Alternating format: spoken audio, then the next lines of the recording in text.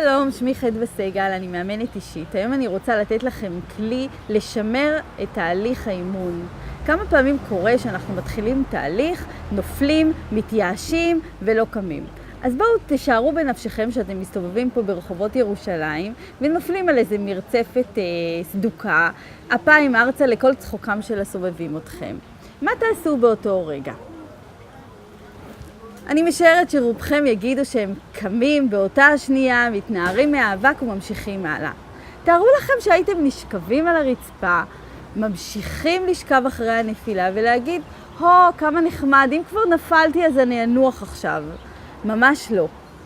בואו נקום, נפלנו, לא נורא, נקום, נתנער מן האפר, נרים את עצמנו, נגיד לא נורא, לא קרה שום דבר, אפשר להמשיך בדרך.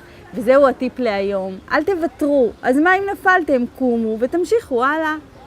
שיהיה לכם יום מקסים וניפגש בטיפ הבא.